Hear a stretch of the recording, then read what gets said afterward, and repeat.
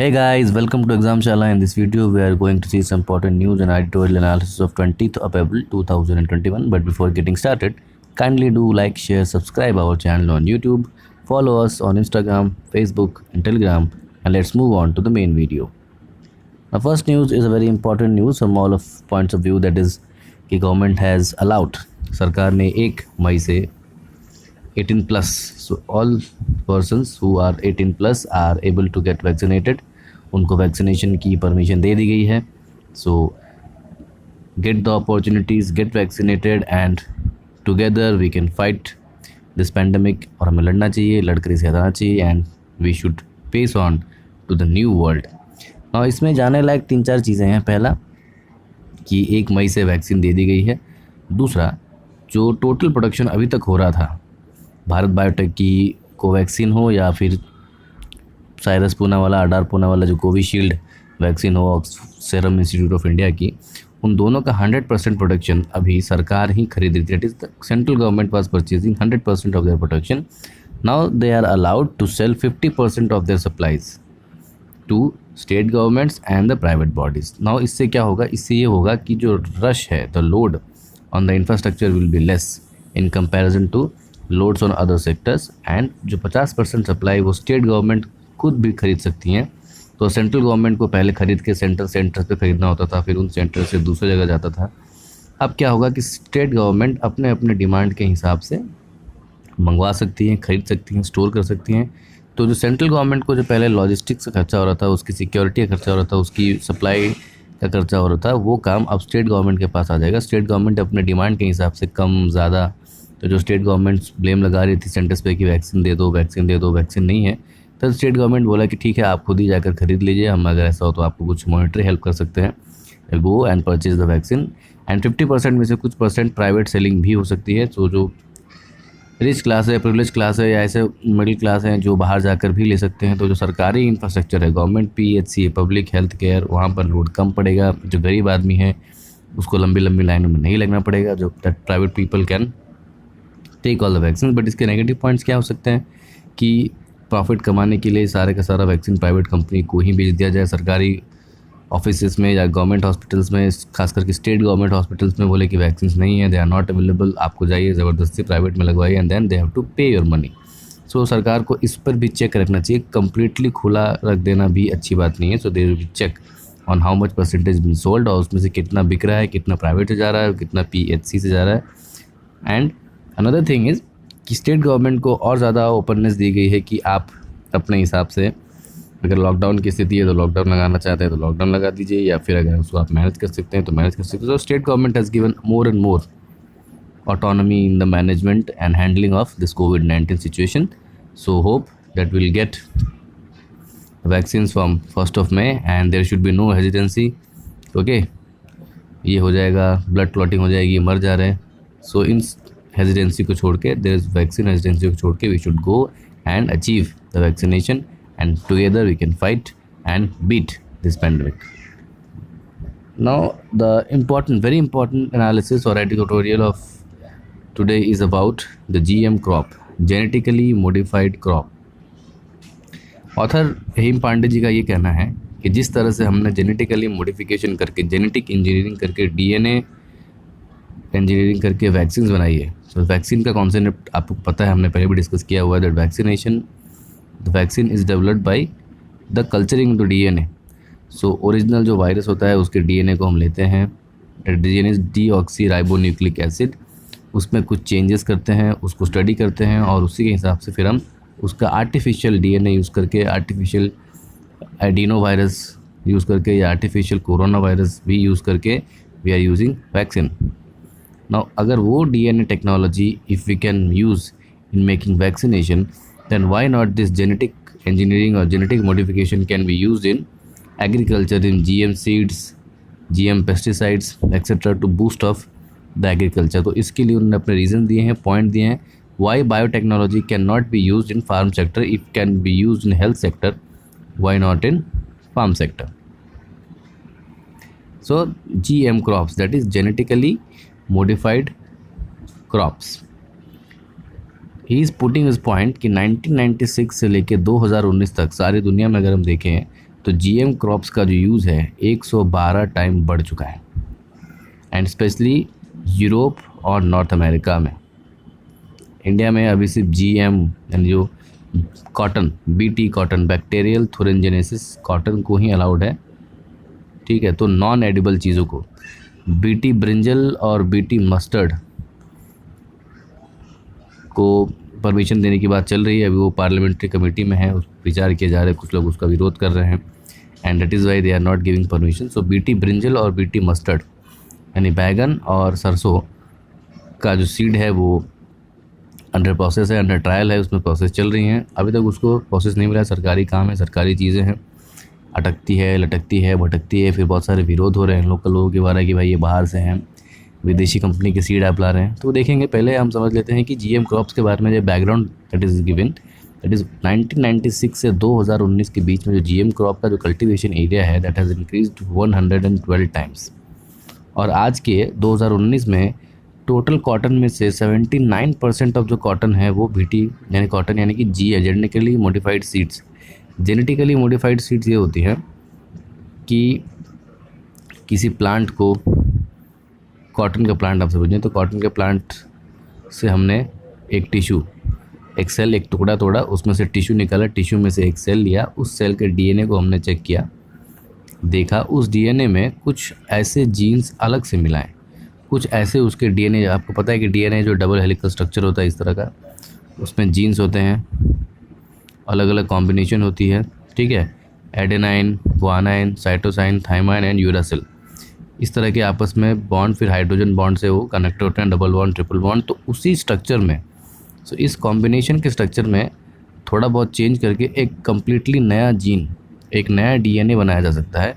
और ये हेल्पफुल कहाँ होता है, जैसे कि कोई बीटी कॉटन है या कोई अलग प्लांट है, उसको प्रॉब्लम क्या होती है, प्रॉब्लम होती है कि उसमें कोई वीड्स हो गए, पेस्टिसाइड्स हो गए, अलग अलग पेस्ट लग गए, उस पर टेम्परेचर का इफेक्ट है, पानी का इफेक्ट है। तो इस तरह से उनके जीन को ही इस तरह से मॉडिफाई कर दिया जाता है कि उन पर कोई बाहर के पेस्ट अटैक यानी जो कीड़े मकोड़े उन पर अटैक लग जाते हैं, प्लांट को खा जाते हैं। अपने खेतों में अगर आप कभी गए होंगे तो आपने देखा होगा, some plants are by eaten by the pests, okay, by the टिडीज़, फिर फंगस लग जाता है, कहीं पानी जम जाता है, कोई प्लांट छोटा होता है, कोई प्लांट बड़ा होता है। So based on that the DNA of that gene is changed, and when the DNA of the gene is changed, उसको in virtually, that is the gene is or the seed of that plant is invented, यानी खुद को ही उस plant के seed में chemical change करके इस तरह से बना देते हैं कि जब वो प्लांट बढ़े, उस सीड से जब वो प्लांट बढ़ेगा तो उस पर किसी तरह का पेस्ट का अटैक होगा ही नहीं। उसके लिए पेस्ट के अगेंस्ट एक नेचुरल इम्यूनिटी पहले से आ जाएगी, and pest will not be able to attack on it. So a natural pesticide will be there due to the genetic engineering, and that is why they are called genetically modified crops. And based on that, today in 2019 79% of the cotton, total cotton अगर में से 79% cotton जो है वो GM crop, that is genetically modified crops. Soybean में से 74% soybean production is of GM, 31% of maize, 27% of canola. Canola is a type of mustard which is used in Europe for oil seed production. Similarly, net global income, इस GM crops को use करके productivity भी बढ़ाई जा सकती है, क्योंकि उसमें पेस्ट नहीं लगेंगे, कीड़े मकोड़े नहीं लगेंगे, तो उसकी प्रोडक्टिविटी बढ़ेगी।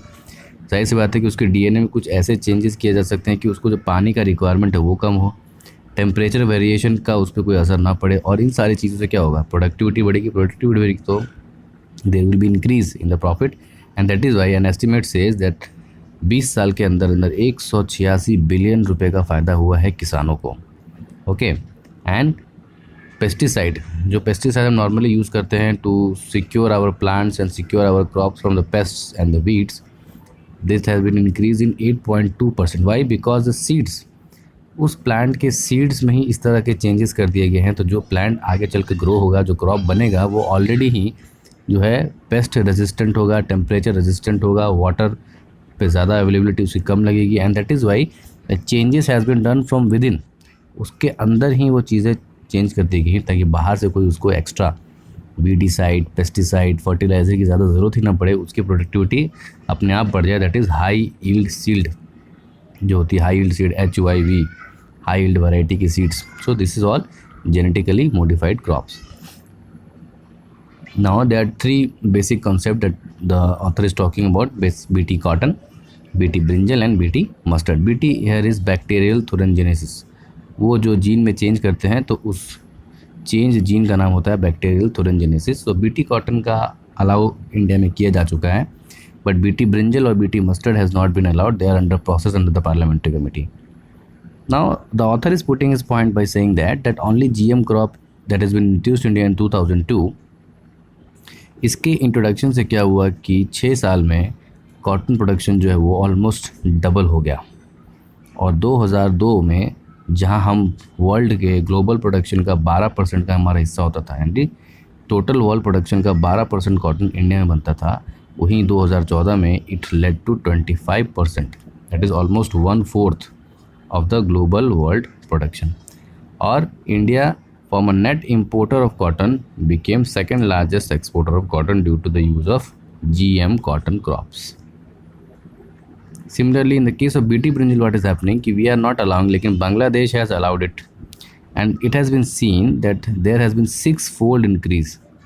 बांग्लादेशी फार्मर को 6 गुना ज़्यादा प्रॉफिट हुआ है बीटी ब्रिंजल के लगाने से. And that is Y pesticide का यूज़ भी 61% के आसपास से कम हो गया. पेस्टिसाइड यानी पेस्टिसाइड वो दवाइयाँ होती हैं जो प्लांट को, पौधों को, ठीक है, क्रॉप्स को कीड़े मकोड़ों से बचाने के लिए जो दवाई छींटते हैं, जो दवाई डाली जाती है, दैट इज़ कॉल्ड पेस्टिसाइड्स. क्योंकि उनके जेन में ही इतना ज़्यादा मॉडिफिकेशन किया जा चुका है कि वो पेड़ अपने आप में पेस्ट रेजिस्टेंट हो चुके हैं. So there has been no need of the pesticide and there has been decrease in 61% of the pesticides and 25% of the fertilizers. And since extra कोई pesticide और fertilizer डालने की ज़रूरत नहीं है, so there has been decrease in the cost of farming. Okay, so there has been decrease in the cost of farming, which has led to the increase in productivity and profit. So if Bangladesh can do it, why not India? Similarly, in the case of GM mustard, now what is happening in GS mustard is India की आज की जो present condition है, जो edible oil, खाद्य तेल, ठीक है, जो सोयाबीन हो गया, कॉटन ऑयल हो गया, मस्टर्ड ऑयल हो गया, पाम ऑयल हो गया, सो इंडिया इम्पोर्ट्स इट 60%, यानी कि 65%. Whatever we need as a part of edibility, we are importing 65% of that annually from outside the world, and that is why it is causing a $10 billion annual loss. So there has been a loss of $10 billion annually. Why? Because we are importing, बाहर से मंगा रहे हैं 65%, जितना हमको चाहिए उसका 65% तो हमको बाहर से मंगाना पड़ता है. और उसका रीज़न क्या है? रीज़न ये है कि the oil seed production, the mustard production, oil seed production areas of Rajasthan and some part of Maharashtra have been fixed, stagnant. वहाँ की प्रोडक्टिविटी अब बढ़ नहीं रही, जितनी होती थी उतनी ही उड़ रही है, लेकिन the population is increasing, and when the population is increasing the demand increases, and when the demand increases, since the productivity is less, we are not able to provide more, and so what we are doing, we are importing it from outside the world, and that is causing us a loss of $10 billion annually. And similarly, अगर हम GM crop इसमें use करेंगे तो there will be increase, okay, there will be 6 times increase in the production, as we have seen in the countries like African countries and European countries. GM mustard is very much productive, and there will be increase in 6 times the production. And that is why जो agriculturally developed countries are using tools like CRISPR-Cas9. Now what is this CRISPR-Cas9? So CRISPR-Cas9 is a technique. So it's a technique, it is known as cultured regularly interspaced short philanthropic repeats. यानी इसका सीधा मतलब हुआ कि किसी gene में, देखिए ये DNA है, DNA की किसी एक जीन को कट करके उसमें एक Cas9, that is a protein which is added.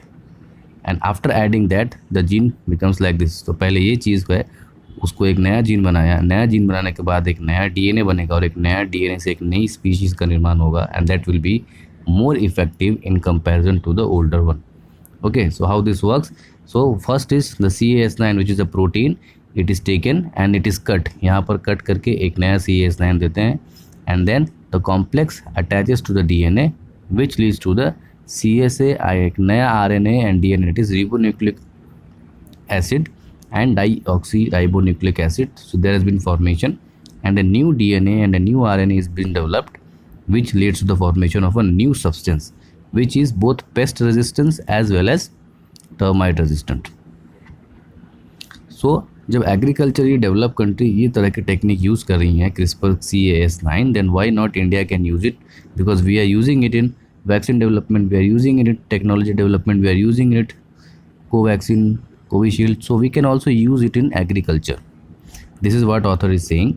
If it is utmost appropriate, अब similarly there is COVID-19 time, ठीक है, last year IMD has also predicted कि there will be good monsoon, and if there is a good monsoon there will be good demand. So and farmers are also protesting. Why farmers are protesting? Because now they are not getting money. So if we use such kind of techniques, BT brinjal or GM mustard, okay, then their production will be increased and our import will be decreased, so it will be beneficial for both the country. Now ये तो अच्छी अच्छी बात हुई, लेकिन there what is the problem? Why the government is not allowing the GM seed or GM mustard or BT brinjal? Because there has been some concerns that using these seeds, in seeds को अगर आप use कर जब करते हैं, GM mustard की seed हो या BT ब्रिंजल की सीड्स हो, ये फिर इनके सीड्स वापस नहीं आते. दैट इज़ आपको बार बार उस कंपनी से ही वो सीड करना होगा. नॉर्मली क्या होता है कि we have the seeds of this plants so that we can take out the seeds and resow them, फिर से उन्हें बोया जा सकता है. लेकिन इस केस में क्या होगा कि वो सीड आपको बार बार उसी कंपनी से ख़रीदनी होगी जिस कंपनी से आपने पहली बार BT ब्रिंजल या BT मस्टर्ड, GM मस्टर्ड के लिए सीड खरीदी. और वो कंपनी कौन है? मॉन्सेंटो. मोस्टली मॉन्सेंटो जो कंपनी है, US बेस्ड कंपनी, वो बनाती है इसे ना. इसमें प्रॉब्लम ये हो रहा है कि we will move toward agricultural colonialism, क्योंकि एक ही कंपनी है और फिर वो अपने मर्ज़ी के हिसाब से, क्योंकि depending on it's needs and international diplomacy वो सीड्स बेचेंगी. यानी अपने देश का पूरा एग्रीकल्चर किसी एक प्राइवेट कंपनी के हाथ में चला जाएगा.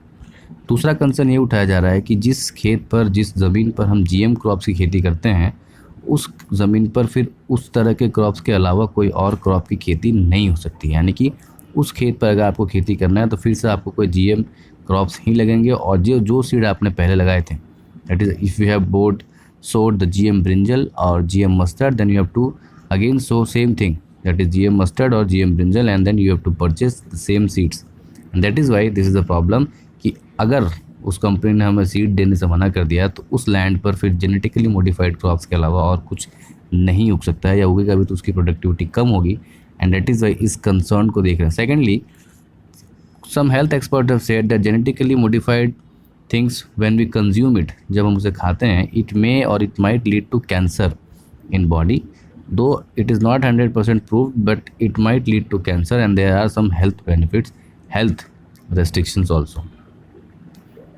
So based on this two impacts, दो अलग अलग रायों को लेकर, दो अलग अलग खतरों को लेकर, दो अलग अलग सस्पिशन कंसर्न्स को लेकर, government has not allowed in the consumption sector. Why? Brinjal and mustard are related to consumption sector, and that is why they are not being allowed. Many of the farm organizations are demanding it, many of the health organizations are against it, and that is why it has been stalled in the box. ठीक है, वो parliamentary panel बनाकर उसके अंदर रख दिया है ठंडे बस्ते में, ना उस पर कोई डिसीजन लिया नहीं जा रहा है. नाउ टाइम इज़, तो we need to do more and more research and find out कि अगर उसमें कंसर्न है तो उसको नहीं यूज़ करेंगे, but if there is no concern then it should be used. Why? Because to make our agriculture more competitive in the market and to make our farmers getting more benefit in the overall scenario, in the overall region. Because if we can do it for the formation of vaccine, why we cannot do it for the formation of genetically modified crops to make agriculture a profit making business, and by 2022 to double the farmers income. So this was all for today's news and editorial. We'll see you in the next video. Till then, take care, stay home, stay safe.